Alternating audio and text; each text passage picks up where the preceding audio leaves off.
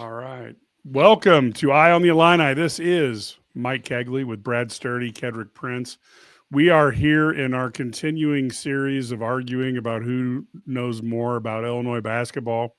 Now we're talking about the top five power forwards in our memory.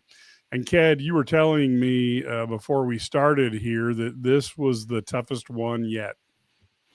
It was for me, and I'll tell you what. For me, it was tough because not back in the day we didn't classify them as positionless players, but we all have a group text like most of America.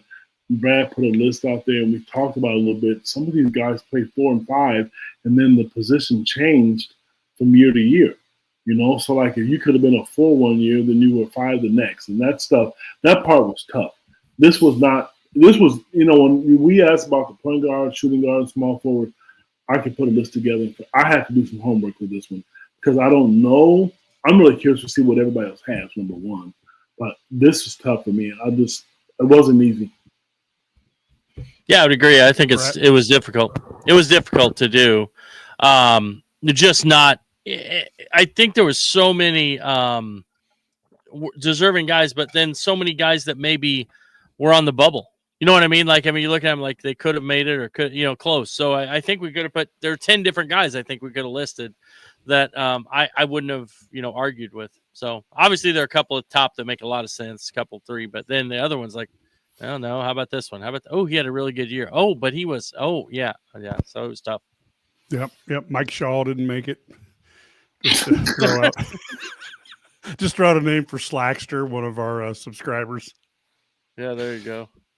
But yeah, let's jump into this because I was really excited to see what everybody was going to put as their top five power forwards. I think there'll be a couple of surprises here and again.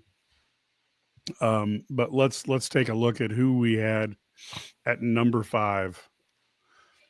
And Brad, you had Roger Powell there. Now, what had you put Roger at number 5? Well, I thought Roger was just he was a big part of a team that was 37-2 and ranked number 1 the entire season. Maybe it's just because of that dunk he had against Louisville on the putback. I mean, it was just fantastic. Looking at their list, I mean, I agree with a lot of it. You're intriguing me because Mike Davis is one of those guys. He's one of the all-time, great rebounders at Illinois and had some fantastic seasons. I really think there are a couple guys sometimes, and I think there are some things like that maybe when you look at them, they're so close that it's hard to differentiate. And so is it 1 year, and sometimes it's fit, like, Roger Powell fit really well on that 2005 team, but Mike Davis and Mike Tisdale were playing together on that, in those years. And I think they're both kind of, even though their numbers are good, they weren't they weren't guys that fit well together. You would have been, you know what I mean? Like they needed one of them to be a little more physical there. Yep. Yep. Well, we got Marcus Griffin telling us to go, so that's good. Sorry. You get the Illini baller. Now we got Marcus at center, so he's going to have to wait and see next week if his name gets called, and then we'll have to. If he doesn't, we're going to have to stay far enough away that he can't squish us like the bugs we are. Now I did something with Mike Davis, and I'll tell you what I did, and this will rub a lot of people the wrong way, but his career averages for points, rebounds, and assists were better than Roger Powell, and his best year statistics were better than Roger's best year. So I figured he was on the Marcus thinks he's 6th. I had Mike ahead of Roger Powell because I thought he was on a much worse team and had very similar performance to Roger.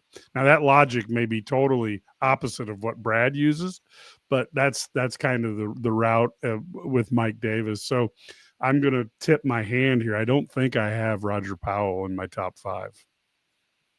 Now, Ked, you surprised the heck out of me having Ken Norman at number 5. Okay, but before I answer it, why did that surprise you? I'm just curious. Because I'm going to tip. I'm doing poor hosting here. The other three of us had him considerably higher than you did. Yeah. Well, so, which is why we do this. So here's the deal. Exactly. I said before the show, I tweeted it. It's hard, and I think one of the toughest things, what's tough about Brad mentioned Roger Power 5. Larry has that from Windsor, and you have Mike Davis, and you can't argue because Mike Davis is one of the best rebounders in the school, and it's a position that I don't want to. Gosh, it sounds really bad. It's never been like a dominant guard or wing position at Illinois, I guess. You know what I'm saying? So yeah, but to me, you can't go wrong with it. But I know Ken Norman was great, and I'm not going to sit here and while I'm going to when we go over the rest of our list to defend it. And for the last 3 podcasts we've done, I've been a numbers guy.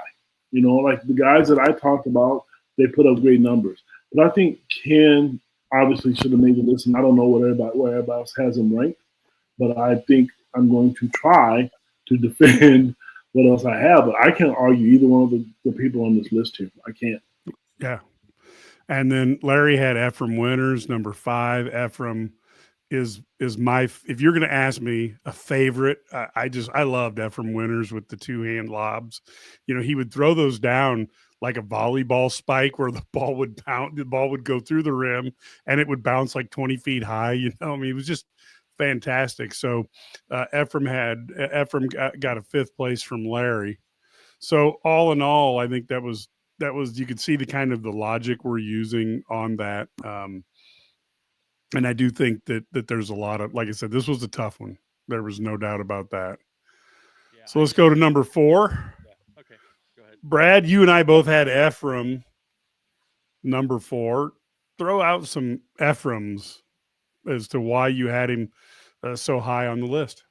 I'll be honest with you. I thought that Ephraim was, when he was a sophomore, was just most dominant. I mean, one of the most dominant sophomores that we've seen at Illinois. I mean, his career numbers of 11.5 points, 6.6 rebounds, but his sophomore year, I thought he was just fantastic. He 14.7 points, 6 rebounds after a 12.4. But he actually did worse at his junior and senior year. Not because necessarily worse. He had a different role. His usage was lower, but he did rebound. I mean, he still had, he's still efficient. He's still really good. But I just look at him, as a guy who probably, maybe he didn't get in, doesn't get to the top, but I just thought he was so good. And maybe again, this one, I talked about Roger's dunk. Maybe it was just because the reverse alley oops and things like that. Yeah. Maybe that's why, just because that was fun. But he also, he blocked shots, he rebounded. I think he was in top 10 in the Big Ten, or top 12 in the Big Ten in blocks per game all 4 years. He was top 10 in rebounds, or top 13 in rebounds in all 4 years. The Big Ten. So I guess he was also, in the top 10 scoring that sophomore year. So, you really thought that maybe he was going to be even, better than he ended up. Not that he wasn't, a really good player, but I thought he, it just maybe didn't finish as well or didn't improve as much from his sophomore year on. That was the same for me. I thought, to be honest, going into this, I thought I'd have him ranked higher, but when you see the like you said, I kind of did these guys on their best year / their whole career, and nobody peaked earlier than he did.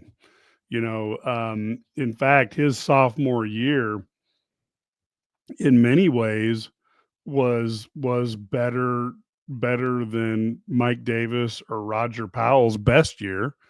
And so you look at it and you're thinking to yourself, well, he was set up to have quite a career, and he didn't go up that next level. Part of it, I think guys figured out he couldn't dribble. I think that probably hurt him a little bit. Yeah. Because I mean, if he had just been a guy who could get 2 dribbles, put the ball on the deck for 2 dribbles, probably would have made a huge difference, because physically he was a beast, but just didn't have that ability to put the ball on the ground. Ted, you and Larry ended up with Mr. Powell at 4th, so maybe you talk a little bit about what put him there for you.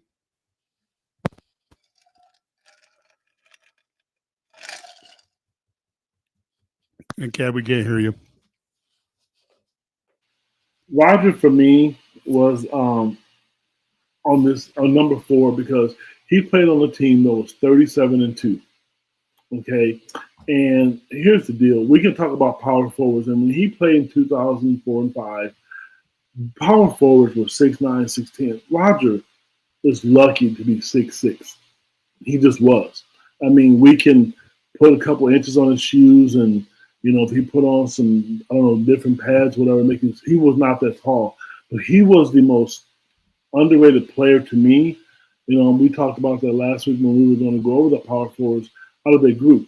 He was never a great shooter coming in, but he kept defenses honest. He rebounded, and to be as small as he was to go against those guys and won. I mean, he outwilled other people. I'm not going to say this. He made the list because they were 37-2, but yeah, that had a little bit to do with it. But for the most part, I mean, and he didn't put up a lot of great numbers. He was not a 20-point game scorer, and we all remember how well he played. But Roger played hard. He played really hard and was asked to play a position that it shouldn't have been him. I mean, some coaches, might have started, put another guy in that spot, but they didn't do that with him. So I respect his game. I respect the size difference, and he used mismatches, and he didn't back down. If he got a shot block, he went back. And he wasn't athletic, but he could jump, which is a difference. So it's not the same thing. I just thought for a guy that size to go against guys that big and to be successful and just one game, he had to make that list for me. I don't know. I'm curious to see if he's going to be on everybody else's list, to be honest with you. Yeah, I like I said, I did not have Roger on my list. It came down to Mike Davis and Roger Powell. I went with Mike Davis. I can probably see collectively a lot of people going, no, and I get it. But I thought Powell was a glue guy, and certainly what he's done as a coach, you have to really look at him as being an upstanding guy, a great team player, a guy you'd want out there on your team. I think you can throw these guys kind of different lists. I think it's interesting. So I'm going to say that Larry, you and I probably have the same top 3 in different orders. I'm going to go out on a limb. And then it's going to be pretty close. And I think, so Ked, I think Ked, you're the one who missed with Ken Norman. So just maybe he made my list. He made the list, baby. Yeah. Yeah. Well, I think we're going to see. It's going to be interesting to see who puts who where, and that's all I got to say about that. But let's take a look at number 3. And here we have Brian Cook. Brad, talk a little bit about the decision-making process for Brian Cook. I mean, Brian Cook was, Big Ten Player of the Year, right? Played at Illinois, played on obviously Elite 8 team. He was,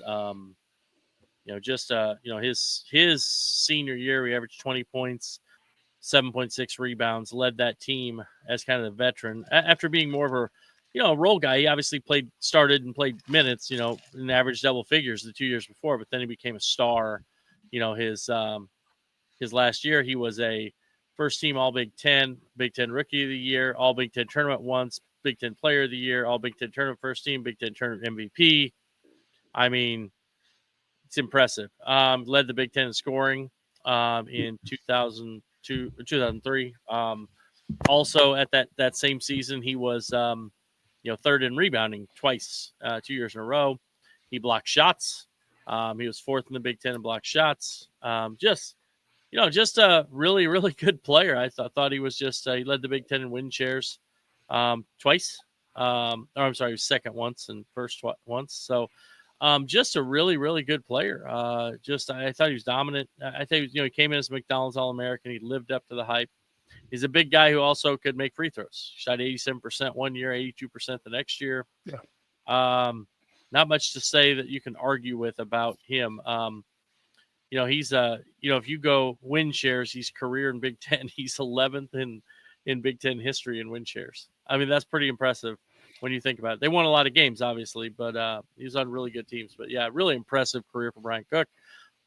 But he was just fantastic. Scored 599 points his senior year. Well, and Brian Cook and one other guy, Ken Norman, are the only two that in the power forward position who had a 20 points per game season, and Norman came just a whisker away from a double. You know, he was 20 and 9.8, and double is traditionally Kofi territory. You know, so there's not a lot of that going on. Can I ask a question? How is Brian Cook not? He was the Big Ten Player of the Year, Big Ten Tourney MVP, all Big twice. He's all Big Ten, all Big Ten twice, first team. How was he not like an All-American? I looked at that myself and wondered the same thing.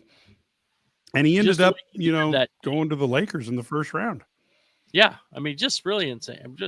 I'm shocked he wasn't. But anyway, so yeah. Ked, you had Ephraim. He was also that stretch big guy too. You know, he was one of those guys.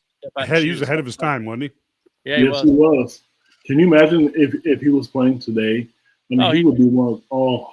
He'd be so coveted with the way the game played.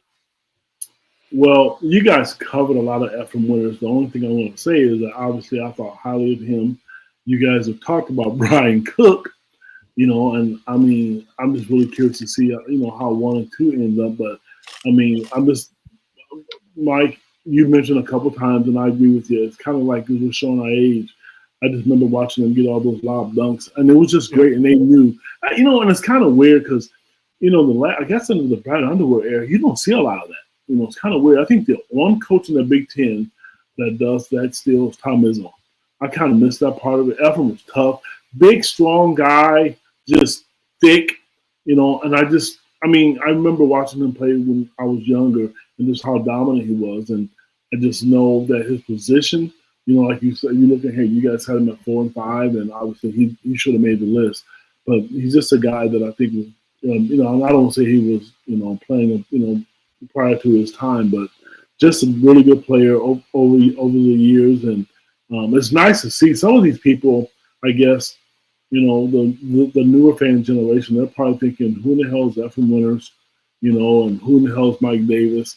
Because, I mean, like, Mike Davis is probably the one guy that I don't want to say I regret leaving off, but that guy, statistically, he rebounded his butt off. And, in this position, like I said to you, if you look at in today's basketball, Cookie would probably be the only guy on this list that would be a dominating guy in today's basketball. Because the rest of these guys, either were too small or just your typical old school power forwards. Yeah, and I think we're going to need to break into this ranking because it looks like we have a commitment, and here we are doing it live. Heard rumblings, but there was commitment of Camden Lopati. Is that how you pronounce the last name? Yes. Awesome. Yep, and he is a 4-star class of 2027. I'll tell you what, this is pretty big because you're seeing another 4-star commit. So Brett Bielema is no longer, feasting on 2 and 3 stars, but he's now looking at 4 stars. And you're talking about a guy that they beat programs like he had offers from Oregon, Washington, and I'm assuming, that out there in Utah, that he probably had a offer from Utah as well. This is a pretty big win. Ked, any initial thoughts on this? Now that we can kind of announce that and talk about this for a few minutes, and then we'll go back to the power forward list. Well, I'm excited you asked me. I was kind of like, Mike, please ask me what I think. So here's what I really think. Think about, both of you, think about what it was like 6-7 years ago. Illinois had one quarterback, and the other quarterback on the roster was probably in 3rd grade. The talent wasn't there, is what I'm trying to say. Yeah. Look at the talent that's there right now. You got Trey Petty, who's a star. You got guys that are the depth. I've never, ever, and I'm asking the fans, YouTube, when have you seen that kind of depth at that position in Illinois? And to recruit guys just over and over. So to me, when I look at the Illinois football program, and this is why I'm excited, I think they've really turned the corner because they were never able to do that. It was always just one guy that they had, never had a good quality backup. Now they're able to get good backups. They're able to get freshmen on campus and keep them and develop them. That hasn't happened. I don't know when the last time it has. Like I said to you, you look at the 25s and 26s. There's great talent coming in all these classes, and to me, this shows a sign where you really, really turn the corner. Like I said to you, and to be different than everybody else. You're not just that same team that you used to be. They got a quarterback in the 2025 class, Michael Clayton, another 4-star recruit. And so they're building one each single year. Hasn't happened. Kudos to Brett Bielema and his thing he has going, and the out recruit them. Mike, you and I are big, guys when it comes to who else is recruiting and who else is going after them. That tells you Oregon is one of the best programs in the country. I still think so. They are, but you guys say that about Illinois now. You really do. So I'm excited, happy for them. But now that you're adding that kind of depth at the quarterback position, to me, tells me that you're right, because that hasn't happened in the past, guys. Yeah, this is another. All the last 4 classes they've had like a top 50 quarterback, which is what the goal is: 4-star top 50 quarterback. That's great. This is a top 20 quarterback. This is a different animal. This is 6'3". This is a guy who has the build of a linebacker, but he can run. He can throw. He's got tremendous arm talent, and he's a 2027. You know what the coolest thing about this kid is? Where he played his freshman year? Wide receiver. So his sophomore year became the starting quarterback. So he is the guy that I think. Obviously, they targeted him and they wanted him. So I was told, and I'm not sure. I was told this. I thought he said that he liked the animal medicine or animal science department, vet med or something like that at Illinois, which my brother went to. So yeah, evidently it's okay. But the legend went to something like that. So, but yeah, so you kind of look at this and you're like, this is a big time get early. And this is, obviously you're going to recruit him because you're going to have everybody come after him because you're going to continue to get better. But at the same time, this is awesome. This is what you want. This is the kind of thing you want to have. And I agree with Bill Moe. He's the quarterback I wanted to land out of the 2027 guys. Okay. And back to hoops we go. Yeah, well, I just think, one note, Matt just texted over Art Sikowski, his first big recruiting win as an assistant coach. And I got to think that Art Sikowski's got an awful lot of credibility with players. When you take a look at his career, he played it. Well, in those days, he played on both edges of the Big Ten. Now he hasn't even made it halfway across the conference. But, Sikowski back there, I think, that's a huge thing. Ked, you can talk a little bit about, what that means to have former players going in and recruiting. Well, not just former players, but to have guys on the staff that are bought in, guys that have played at the Big Ten level. And let's not take this for granted. This is a 2027 kid, not a 26, because they're working on that class. And I can tell you right now, as good as a player as he is, there's going to be other schools that's going to come in and try to poach him, and I get all that. But to answer your question, having art on campus and, and to be able to go out to sell the program, Brett Bielema hires good coaches. And I will tell you this, and I will go on record, and I'm really careful about choosing my words, and, because I know the fans will come back and they'll let you know if you make a mistake. If they lost any coach on that staff, I'm that confident that Brett Bielema is going to find the right person to fit that job. It may not be somebody that we like. It may not be somebody coming from Ohio State or Michigan. Brett is not going to put anybody on his staff in a position that's not going to be good enough to and believe in his philosophy and what it takes to win. I can only imagine what these other schools are thinking. What the hell, where did Illinois come from? And this is what I like when I look online, look on social media, you guys, to see all the feedback and what people are saying about Illinois football, because it's arrived. It's here. Yeah, I think I said that the other night, when I hear the SEC fans talk about how, their teams are better than Big Ten teams and they should have got more teams in the playoffs. Illini Guys 316 said Illinois kicked South Carolina's ass. And so I think Illinois football is back. And I think you're going to see victories like this. And you got to think Brett Bielema's chuckling because we've seen what he can do with 2- and 3-star recruits. what's he going to do with a roster full of 3, 4, and occasional 5 stars? Win, baby. Win and win big and continue to beat the Michigans of the world, Ohio State, Oregons, and give them a run for their money. You know, the other day, I'm not going to ramble here because it's summertime. Not a lot of college sports going on. I went to watch the Oregon game again because I heard Bielema mention at the press conference his thought about Oregon. You know, Illinois was just outmanned that game. This was a bad game, but Mike, you and I talked about it multiple times. The speed difference was one of the biggest differences in the game. They're closing that gap. I mean, I think personally, and Brad, you've done this as long as I have. When you talk to the difference between 4 and 5 star kids, for me, a lot of them, sometimes it comes down to athleticism and speed, and that's the difference. I think it's a lot of these kids. Yeah, I agree. I think they got athleticism, arm talent, bigger, stronger. It's pretty good. Yeah, 6'3", 227 or 220 at that age. You know, and a lot of teams, you know, you'd be playing lineman, but you're good enough to play wide receiver and quarterback. I mean, that gives you an idea of what Illinois is starting to do. And it's funny how, and it's a different thing, but Mark Beatty's on here. He mentions proud of Hank contributing to Bielema's build and saw it coming.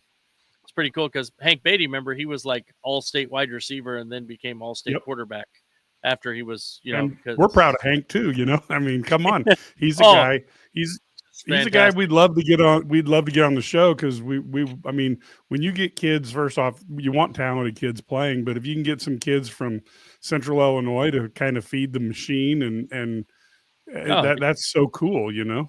Well, I think he's set for a big year. How about the finish he had? Like we talked about this on the radio show and the podcast before. You know, he's got a chance to have a big year, and he had some of those catches he made at the end of last year, and the punt returns were just huge. So, all right, let's get back to this power forward list, guys. All right.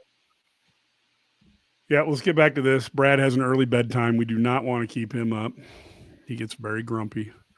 So let's look at the number 2, and this is where you're going to see a little bit of divergence here. Kenny Battle makes the list for myself and Larry at number 2. We see Ked shake his head a little bit.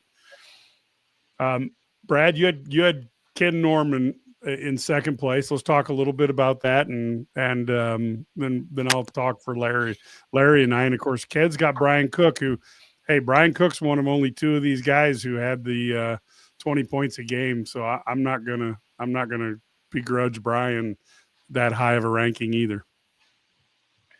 Well, okay, Ken Norman, 2-time first team All Big Ten, second team consensus All American, led the Big Ten in rebounding, and was 4th once. He was 5th in scoring at 20.7 points per game in Big Ten play. Not to be outdone, he also was second in block shots. He was 17th in steals. He shot 58% from the field or something like that. He got to the line. Just amazing. His senior year, he was one of the most dominant players, in the country, averaging 20.7 points and 9.8 rebounds per game. 20 and 10 guys not named Kofi are not very common. And so it's pretty impressive what he did. 58% from the floor. And this is an era when you didn't shoot as many threes. And so, it wasn't the same thing, but he got to the line, shot 73% from the line as a senior, even averaged 2.2 assists, which is pretty good. So yeah, Ken Norman, not much less to say, had a great NBA career too. We played more small forward, obviously at 6'8", but he became, just a consensus All-American and 2-time All Big Ten guy. It was pretty impressive. Ted, you didn't get a lot of chance to talk about Brian Cook, so let's hear your thoughts on Mr. Cook. The Cookie Monster, to me, I'll start off with this. I remember going up to, I think it was Lincoln Heights. No, it wasn't. It was Brad. Do you remember the Morse shootout that used to be this tournament up in the Chicago area? Yeah. I went up there to go watch him play, and I was thinking, okay, is he going to disappoint me? And he didn't. Your words, when you explained Brian Cook, one of the first things you said was he was a McDonald's All-American, and he didn't disappoint. He was a really, really, really good dominant basketball player for the University of Illinois. And to be that tall, could shoot like a guard, and his shot was so quick. His release was really, really quick. And you know what, we could, you guys always know that I'm going to talk about the numbers and what he's done. He's sixth in the school in history and school scoring. He scored over 1,700 points in his college career at the University of Illinois. So to me, just his numbers and the way he could put the ball in the basket. And there were times that I know the knock on him was he avoided the post. He was not your typical like Marcus Griffith, kind of low post guy. That wasn't who he was. Old school guys remember Shelly Clark. But Cookie was effective. He could shoot it. And you're right. One of the things I like about all kids, he can shoot free throws. Brad mentioned the statistics earlier. But I think, and he was drafted, played in the NBA, and it's kind of sad because people don't talk about him. You could talk about Ken Norman, D. Brown, all these guys, but Cookie never comes up. And I don't understand. It baffles me because how good of a player. And he could have went to a lot of schools, guys. A lot of programs recruited him, and he stayed home, and he just battled through it. And for some reason, to me, people just overlook him. And I can't – I try my hardest and I do that with some of these kids, especially as highly touted as he was coming out of high school and watching him perform. And from my understanding, talking to a lot of the guys, the former players, he was a hell of a teammate as well. Yeah, there's nothing you can say bad. And I took Kenny Battle. Battle I thought was amazing player. He was the heart of the 89 team. And I gave Norman the advantage just because he was a little bit better scorer in the Big Ten when he was here at Illinois than Battle was. And that senior year that Ken Norman has largely been forgotten by Illini fans, but you're talking second team All-American and, just a hair's breadth away from a double-double with 20.7 and 9.8 rebounds a game.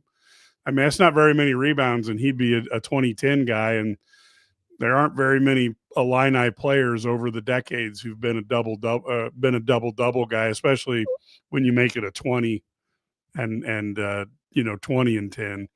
So I that's the only reason, even though I think both guys I was a tremendous fan of.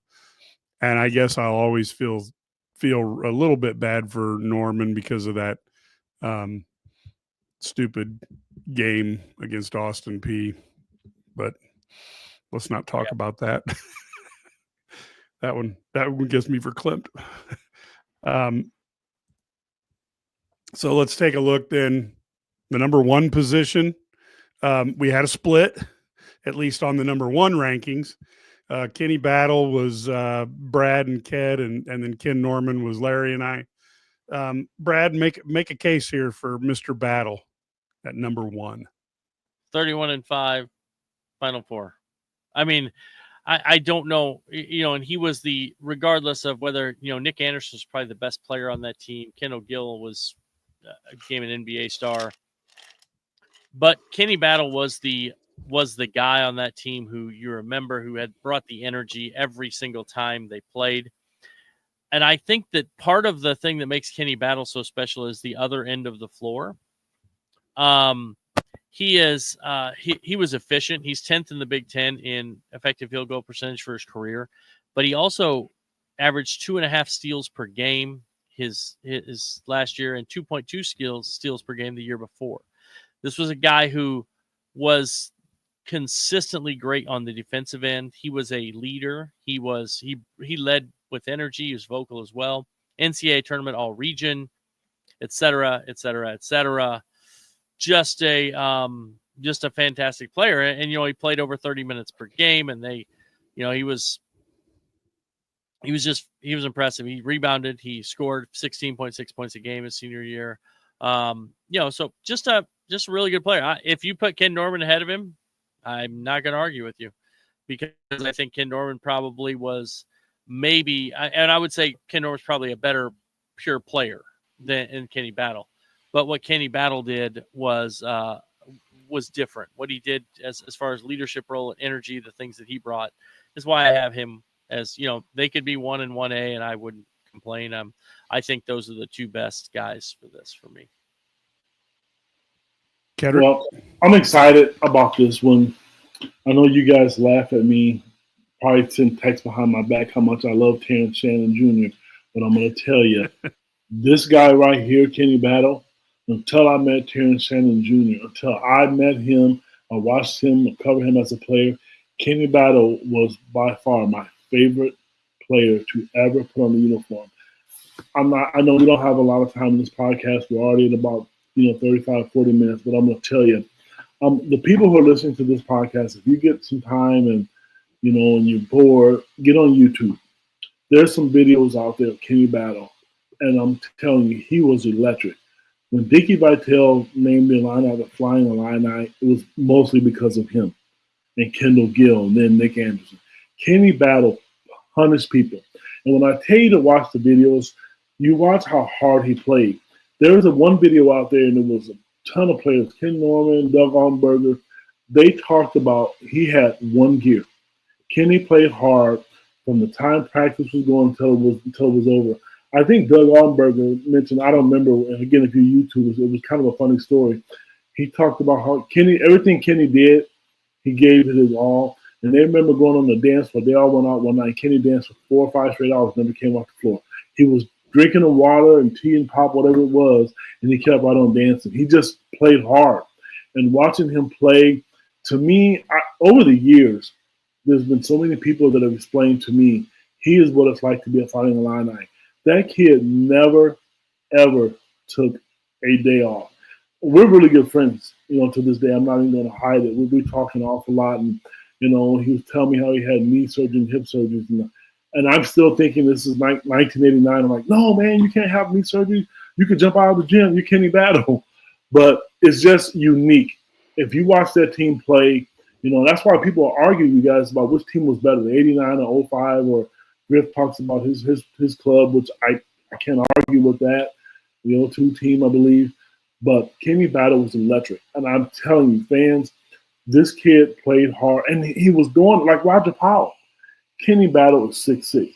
He was jumping over guys. He was telling me a story about this guy named from Florida, Dave Schwinskis or something like that. I know I butchered the guy's last name. Dwayne Shinsis. Yes. Kenny Battle made him look like he was 2 foot tall. He tried to dunk on anybody. And here's the deal.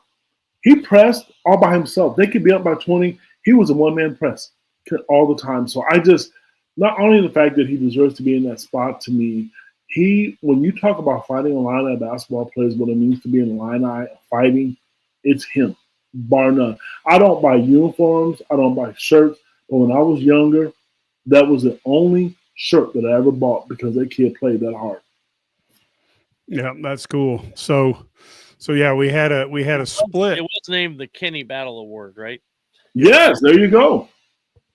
Yep. Well, we had a split at the top, but because Ken Norman did so poorly in the eyes of Kendrick Prince, we'll look at our top 5 of all time. So we can blame Ked. That's good. Yeah, exactly. So if Ken Norman's like a heat-seeking missile to find Ked, we'll just go. But Kenny's number 1 with a Ken. What's the odds of 2 Kens going for the number 1 position? But Battle number 1, Norman number 2, Brian Cook, Ephraim Winters, Roger Powell. That's a pretty impressive. Who had that there. Who had that list? Whose list was that? Just going back. I do not know. Who do we think? Brad's asking, so it's probably his list. I know. Yeah, some of us are just better than others. It is what it is. But yeah, well, you'll see on the cover of the podcast, you'll see on when we do the post-production one on YouTube, you'll see a picture by Mark Jones, the guy who's the most probably the most colorful character in Illinois sports in the last 40 years. But he let me use a fantastic picture of Kenny flushing one. It's just awesome. You'll see that on the cover. It's pretty cool. But so yeah, that's where the top 5 power forwards go. It's a dang good list. A lot of fantastic players there. We had a hard time with that. And next up, we do the center position, where again, there's some tough players there, and we'll see who ranks where. Right now, we're going to take a little break before returning, and we're going to talk a little bit about the Fantastic Four movie that came out this weekend. This is the Run My Own Business dream. This is the colleges paid for dream. This is the retire early dream. This is Busey, where your dreams and possibilities become moments through trusted guidance and expertise, through lifelong relationships. Because we're here to help you achieve the life you've always envisioned. There's our friend from Busey Bank. Thank you, Busey Bank. So any final thoughts on the power forwards before we move on to talking about the latest Marvel movie? Well, I'm sorry to hurt everybody's feelings and be the outcast and the one loser to be different, but I kind of justified my picks, man. I sent Ken Norman your number. That's all good. Yeah, I want to get Ken on to talk and address. So I want to get Ken on to talk about this and get in touch with you there. Because I'm sitting here thinking, and the reason I'm laughing, you guys won't do it, but someone is probably going to do it. Yeah. One of the Illini players who has Ken's number is going to give it to Ken. You might want to send Ken my way because I can talk to him how I had him ranked number one. That's and great. At least it'll be safe. So the next thing we're going to talk about here, of course, people have asked me, they go, why do you guys do superhero movies and stuff like that? And I'll tell you why I do it. All my entertainment is escapist. It's all sports. It's comic books, science fiction, fantasy, Lord of the Rings. I don't watch very much stuff that reminds you of like what's on the news nowadays. So like if there's a touching, heartwarming story where people have emotions about something that's in the headlines today, odds are I'm not going to watch it because I can turn on the news or I can read, about it. And I'd rather have my entertainment be escapist that has nothing to do with real life.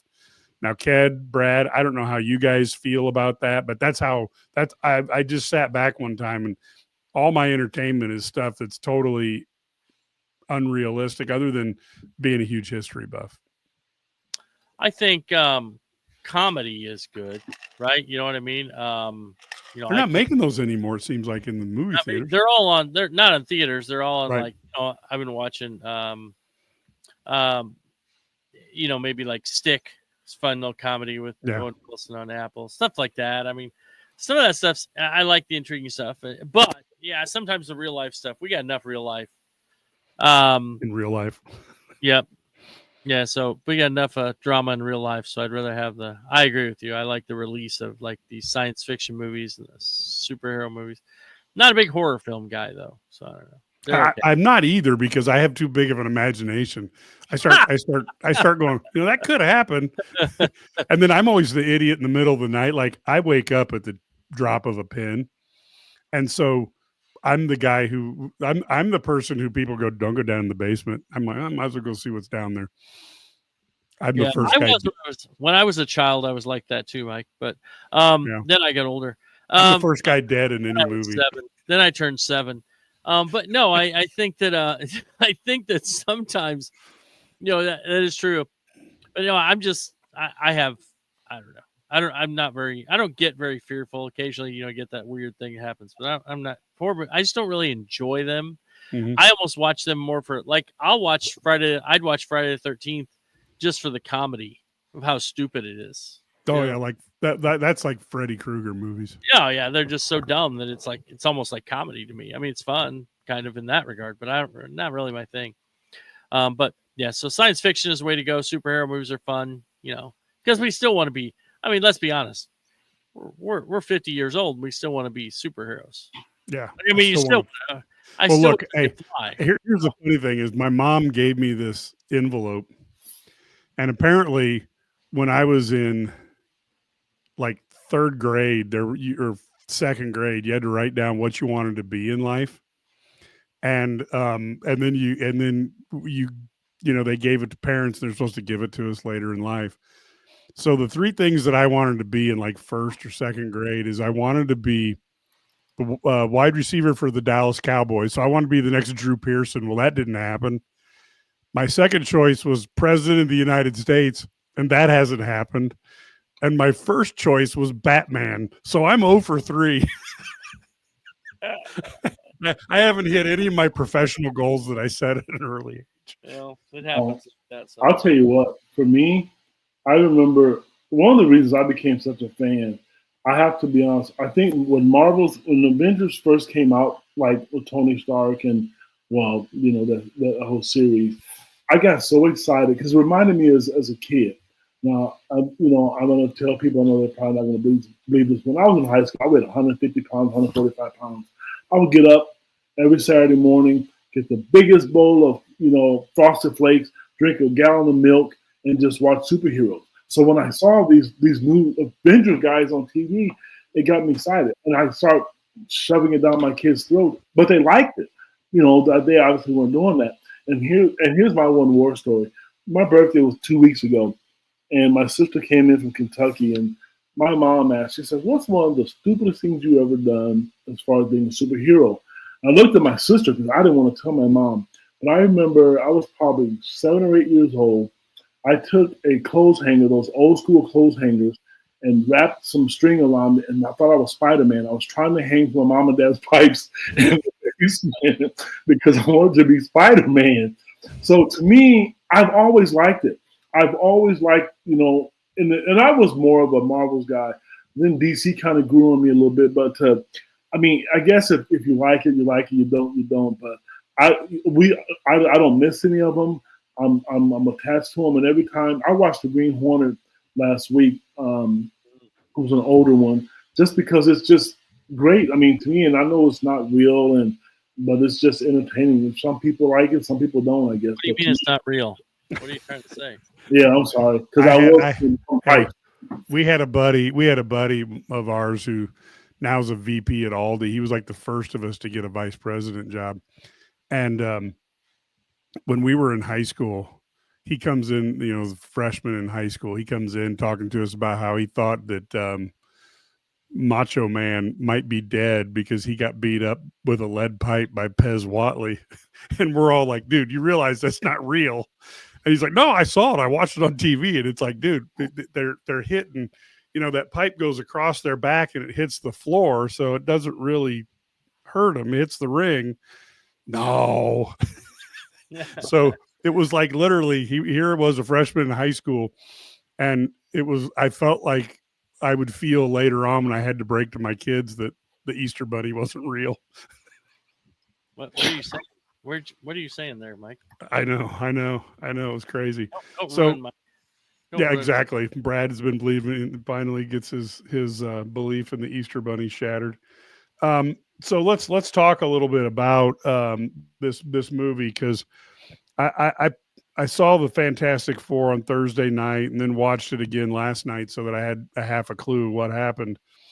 And okay, so here's my thoughts here. There'll be a few spoilers along the way, but from a casting standpoint, I thought Ian Gruffold looked like Mr. Fantastic from the 2005 and 2007 movies. Even though those movies weren't particularly good, I thought they nailed 3 out of the 4 Fantastic Four people in terms of Chris Evans. There'll probably never be a Human Torch as good as Chris Evans. Michael Chiklis, of course, The Shield, which is one of my top 5 TV shows of all time. If you have not binge watched The Shield, do it now.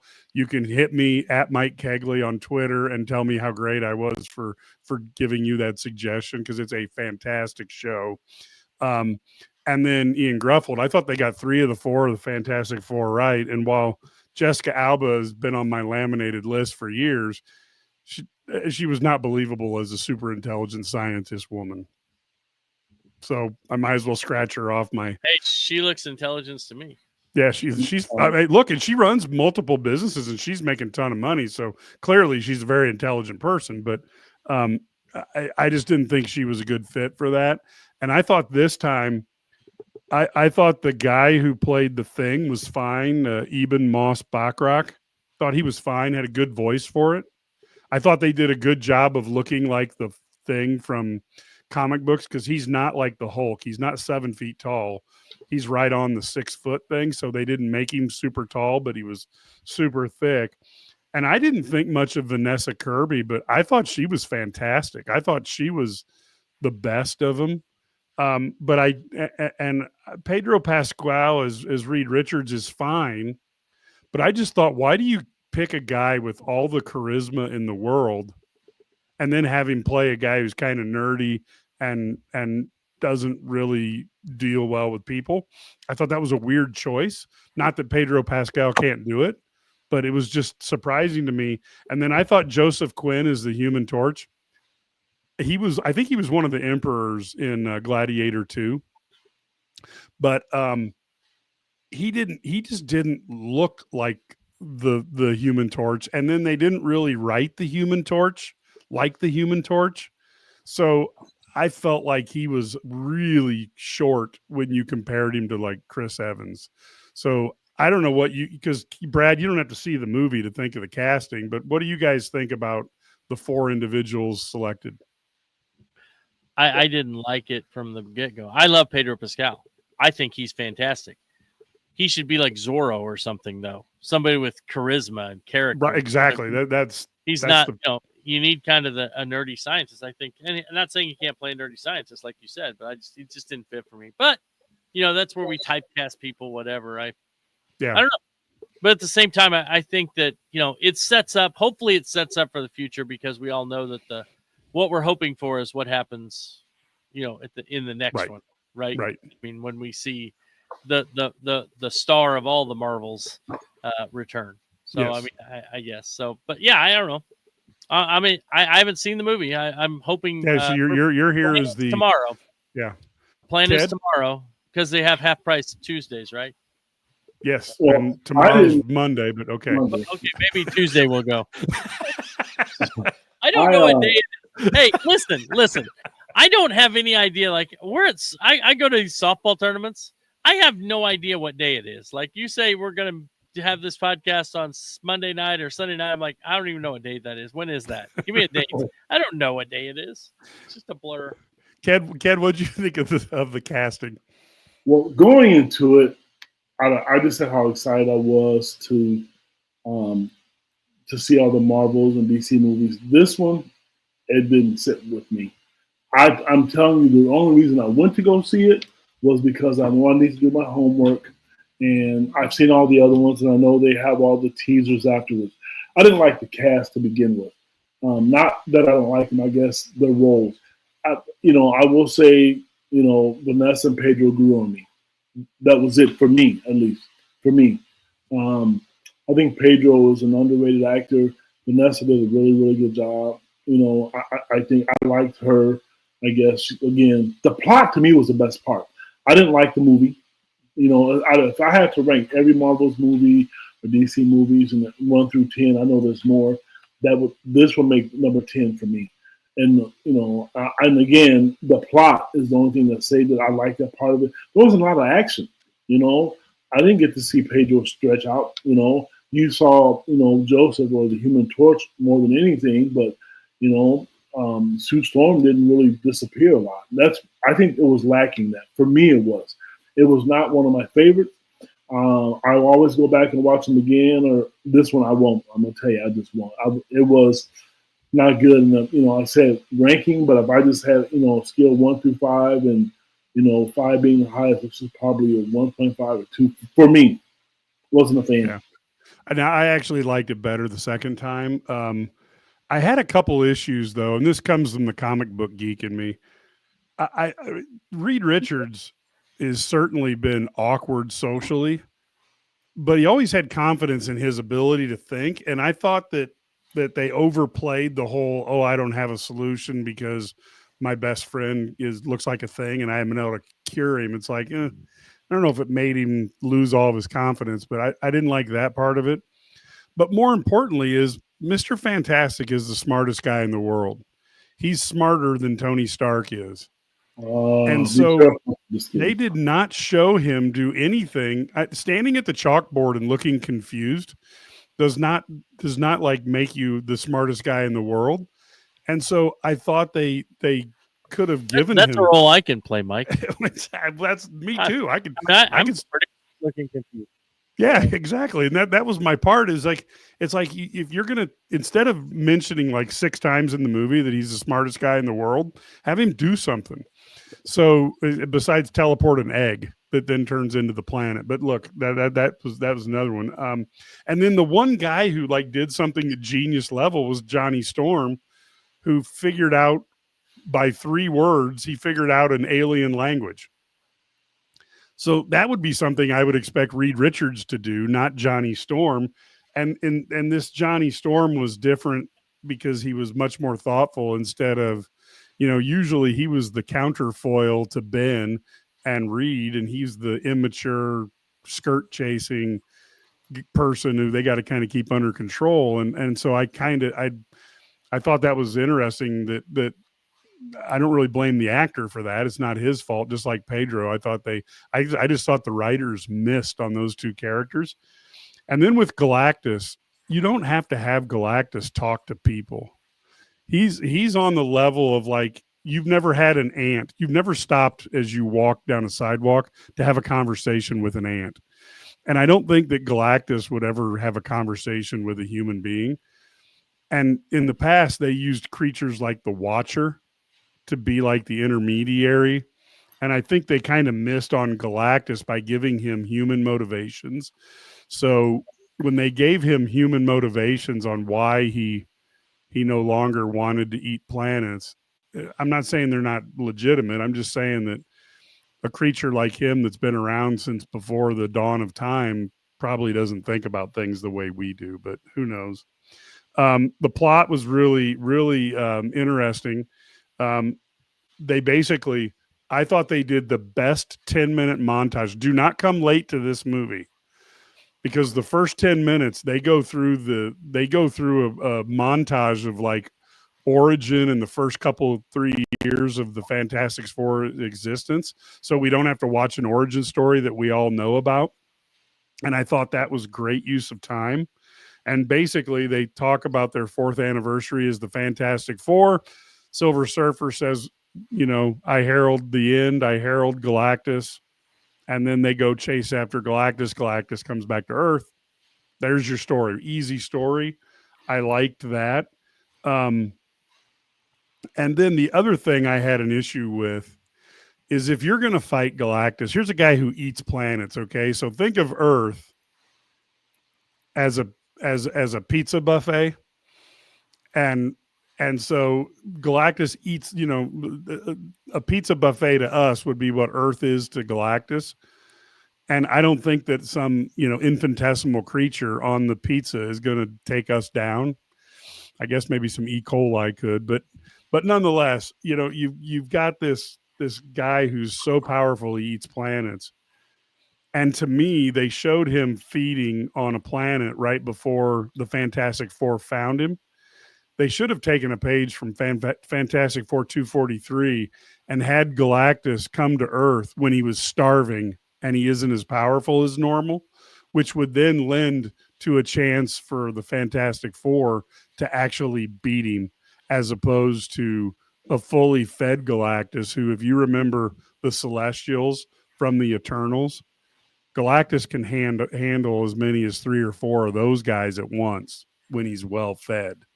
So I just don't think he'd have much problem with a group unless he would have come really hungry.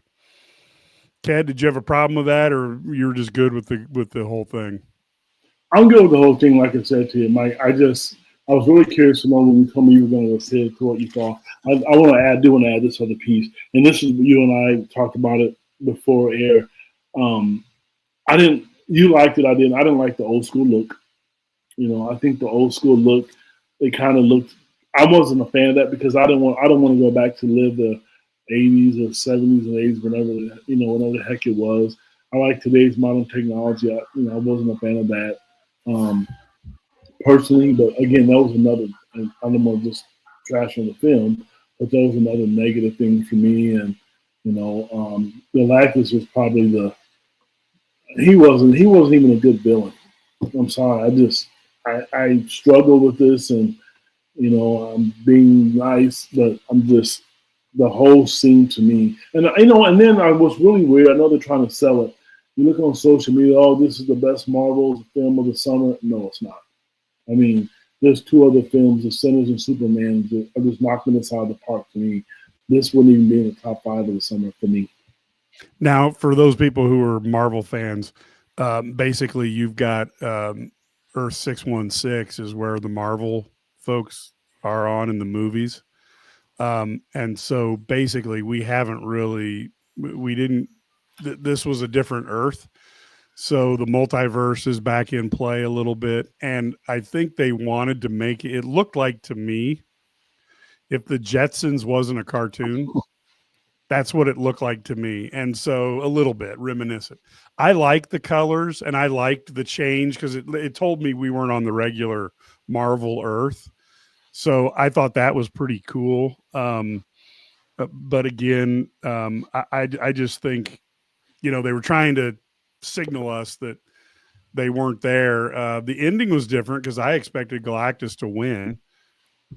So that didn't happen, which I thought for sure. And then we also found out, this is spoiler alert time, so go ahead. I'm going to mute you. 30 seconds. But we found out that at this point is that I thought that rocket ship at the end of the last movie was going to be the guys from the Fantastic Four, but they're not there yet. So that makes me wonder, because the next Marvel movie, I believe, is going to be Avengers in Doomsday, and they've somehow got to get the Fantastic Four caught up to where the Thunderbolts are. So that means that, could that mean some of Avengers Doomsday takes place on the Marvel Earth, a 682 or whatever, 86 or whatever the number was? It makes it a little interesting. The only other thing, two more things I'll bring up and then let you guys bounce off of his. So the Silver Surfer in comic books is Norrin Rad. He sacrificed himself to go find planets because Galactus just, has to eat planets. And he said, fine, you don't have to eat mine if I can go find one for you. And so he, and they changed it to his girlfriend, Shia LaBeouf. I just didn't know why they did that, but it seemed like maybe at the end, the combination that defeated, or at least pushed Galactus away, was two moms who were trying to essentially motivated to defend their kids, and their superpowers were a key component of that. But I'm not certain what they were going with, but that was a little bit different. And I guess ultimately I thought that the extra scene was a total waste of time, because we already know who the bad guy is, because they introduced a year ago, they introduced Robert Downey Jr. as the as basically Dr. Doom. So to have a silhouetted probably Dr. Doom in the extra scene, that doesn't tell me anything, because we already knew Dr. Doom's coming. And then Kang the Conqueror, basically they haven't really wrapped him up, other than he lost against Ant-Man, which is the stupidest thing in the world. And I think they're looking at him. Kang is a great villain if you do him the right way, but having him beat by a bunch of ants from a compressed timeline is about the dumbest thing they could have done. I just think they need to get like a few comic book nerds like myself into some of these plot things. Hey, Kevin Feige, I'm volunteering. Mike@IlliniGuys.com. Send me an email. I'll just sit on a meeting like, once a month or something. but some of these things are avoidable mistakes. Now let's hit a couple other questions. And by the way, I thought the movie was a solid movie. I'd put it roughly equivalent to Superman. I thought both movies were good movies, and both of them had some flaws that kept me from putting them up in that higher class, like the Avengers Endgame or something like that. But I was entertained. You think this movie was on the level of the Superman? Yeah. Yeah. Wow. Now I'm excited to see it because I usually agree with you, but maybe not this time. The Superman movie. I'm looking forward to this one as much as I was. Yeah, Superman. no, I wasn't either. I'll tell you. And again, I would probably give it roughly the same grade, 7.5 out of 10. The biggest issue with both these movies is that they just gotta have. They've got to get more of the comic stories and stop trying to go, you know what? I want $3 million to write this movie, so I can't use what some comic book writer did. Mm-hmm. Because some of the stuff they did, like when basically they took Ultraman was a mix between Ultraman and, well, it wasn't really Ultraman. He was Bizarro with an Ultraman uniform. And, having Lex Luthor clone some guy in 3 years versus, I don't know, there's just better ways to do a villain for Superman. And I really thought that Lex Luthor would never allow his fingerprints to be, so he could get caught. I just didn't. I thought that he's too smart of a guy to do that. And then to let some girl take selfies and reveal all of his plans. I'm like, okay, I thought it was a perfect Luthor until the very end. And then I'm like, okay, didn't like that. And this one, is, to me, Mike, I'll give you my. Yep. You remember the Borg? Yeah. The Borg didn't concern themselves with people who they didn't see as a threat. Right. I agree. And I think that was Lex Luthor. He did not see that girl as a threat. I agree. And that's why she was able to. And that was his hubris that they were trying to outline. His hubris. Exactly. And so that's where I think it's not necessarily a lack of intelligence. But I do agree with Anton. I thought Superman looked a little bit weak compared to the other Supermans, but I also kind of, and here's why I like it. Superman's just invincible. I mean, he really, they made him appear like, at least it was like competitive, right? You know what I'm saying? Like it's, so many times these movies, it's like when you think about the Justice League thing with Henry, I loved Henry Cavill as Superman. I thought he was in Man of Steel. He was great. But they made him look, he was so invincible there when he came out, when he was brought back to life there. It was almost a travesty. You know what I mean? Yeah. It's like he's too strong. It's a joke. So they basically pulled a page from the WWE, because you look at guys, guys who were champions for the longest, like Hulk Hogan got the hell beat out of him more than any guy did, because he lost the first 20 minutes of every match. And then and everybody's like, oh my God, what's going to happen? And then he hulked up and wins. And I think that's the key that a lot of these superhero guys haven't figured out, that, if you could do a Superman movie, but if you don't think he can be hurt, it takes a whole thing out of it. And I thought they did a good job. I would have done it a little different, I think with this Fantastic Four, the biggest issue that I thought they could have done better, believe it or not, they needed maybe 10 more minutes of letting the family interact a little more. And then Galactus was very close to Galactus, but you tweak him just a little bit, make him a little less human in his motivations, and you weaken him before he's here for the exact same purpose that you're talking about, because you have to believe that you can beat him. And I just had a hard time going, man, that dude just fed off of 5 planets because they talked about it. This should be a Galactus who literally could think you out of existence. And there would be, when there's a battle going on, one thing they did really well, and then they missed on a lot of the other stuff. But there was a point when the Human Torch and the Thing used a truck full of gas to light Galactus on fire. And Galactus is on fire because all this gas and stuff. And he doesn't care. He just keeps doing whatever he's doing. It has no effect on him. That is Galactus, a guy so powerful that something that would be fatal to even superheroes, didn't even notice. And I just think they could have weakened him before he got there, and then this movie would have had much more resonance. But instead, you use Galactus. I don't know if they'll use him again or not. But man, I would love to get in the writing room and just go, guys, you just gotta tweak it a little bit. And that's where, my younger brother Jonah and I did the Omega Force comics, an independent comic back in the 90s. And that's one of the things that, you kind of you could have super powerful heroes, but they had to be put in positions where they were at risk. And with Galactus, he's just so powerful, you have to power him down or it doesn't make any sense. Like Superman, the biggest thing about Superman is where he would destroy everybody, and the Sentry they've got now, Marvel, but like even Thor and Hulk, as strong as they are, Superman also has all the super speed like Flash does practically. Mm-hmm. So not only is he as strong as the Hulk or Thor, but he can move at super speed. So they would just get hit so many times they wouldn't know what happened.